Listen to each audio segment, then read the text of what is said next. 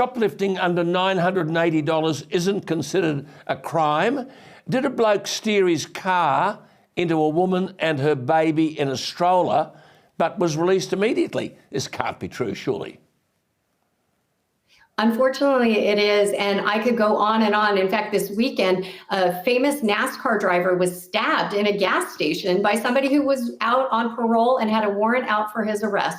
So it is this revolving door of criminals going into the jail or the court system and coming right out. You know, I don't believe that the criminals should be back on the streets before the victims are out of the hospital, and that's what we see happening time and time again. Are you saying that Starbucks, Walgreens and other stores are closing due to theft and crime?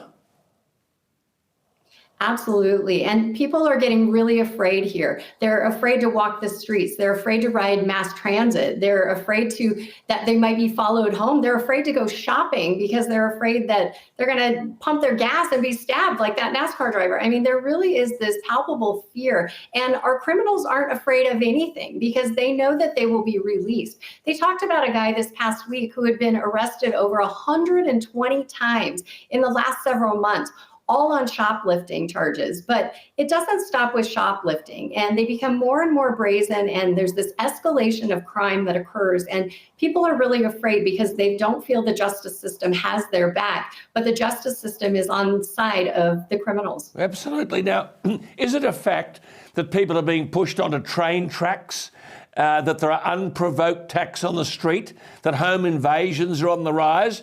So basically the system is working against Americans, not for them. Absolutely. And, you know, there used to be a day where you walked past the homeless on the street and you just kind of felt sorry for them. Now even the homeless have become very violent and are involved in things like pushing people onto the train tracks, stabbings, following people home. I mean, there really is a culture of violence.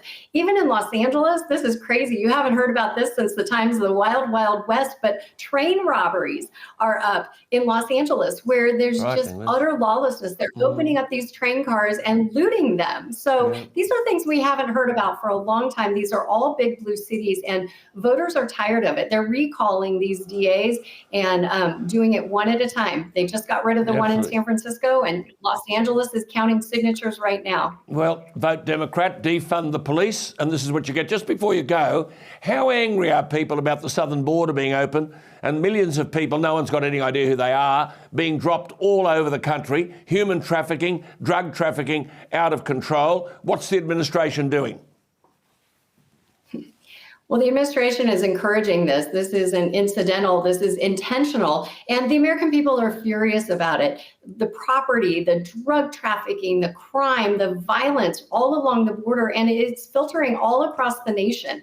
This is not who we are as a nation. And, you know, Joe Biden should be listening not only to the anger, but watching the poll numbers, and that should be making decisions for him. He should realize this is not popular. He knows that most of these people that come across the border will never be returned home. He's counting on them becoming Democratic voters, but if he watches his sinking poll numbers with Hispanics, he better not count on that for long. And it's an insult to anybody who's Hispanic to think that they're okay with crime, they're okay with drug trafficking, they're okay with human trafficking and okay with lawlessness.